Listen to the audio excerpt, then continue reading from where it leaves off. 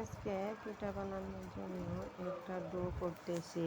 আর এই ডোটার জন্য এর মধ্যে দিয়ে দিয়েছি হালকা কুসুম গরম পানি আর দিয়ে ভালো করে চামচ দিয়ে নাড়াচাড়া করে কিছুটা তেল দিয়ে নিলাম।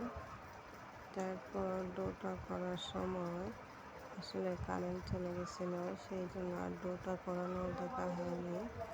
এখন নারিকেল দিয়ে পিঠা বানানোর জন্য পিঠা বানাইতেছি। আর এই নারিকেলগুলো ভাজি করা ছিল। আসলে পিঠা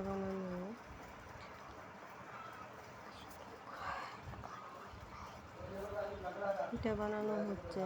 এখন রমজান মাস, পিঠা চিড়া তেমন একটা ভালো লাগে না, আসলে জাল জাল খাবারই পছন্দ। তারপরও বানাইতে হইতেছে, কারণ আমাদের বাড়িতে মেহমান আসবে, তাই বানাইতেছি পিঠা। আর মেহমানদের জন্য নাস্তা, অনেক ধরনের নাস্তা দিতে হবে বলে তাই আগের দিন পিঠাটা খুব ঝামেলা, তাই আগে থেকে করে রাখতেছি। কারণ এই পিঠা বানানো আসলে কিন্তু অনেক ঝামেলার, অনেক প্যারা, তাই পিঠাটাই আগে বানিয়ে রাখতেছি। আর পিঠাটা বানানোর জন্য এর মধ্যে খুবই সফট হয়েছে। আর আসলে আমাদের বাড়িতে একটা অনুষ্ঠান লাগার মতন অবস্থা আছে। তারপরও আশা করি অনুষ্ঠানটা এখনও লাগবে কি না লাগবে না সেটাই বুঝতে পারতেছি না। মনে হয় লেগেই যাবে, একটা বিয়ে অন্তত পক্ষে খেতে পারবো।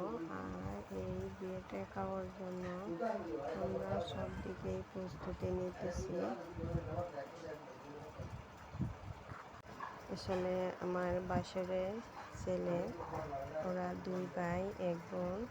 তো বড় ছেলেকে বিয়ে করাবেন, তাই ছেলে এখনও বিদেশে আছে। ছেলের জন্য মেয়ে দেখা হয়েছে, তাই মেয়ের বাবা বাড়িতে দেখতে আসবে। এই উপলক্ষে আমাদের পিঠা করা হইতেছে। এর জন্য আরও অনেক আয়োজন করা হবে কালকে, সেগুলো আপনাদের দেখাবো কালকে। কিন্তু এই পিঠার প্রস্তুতিটা আগে নেওয়া হইতেছে। সবাই পাশে থেকে গ্রামীণ পিঠার ঐতিহ্য।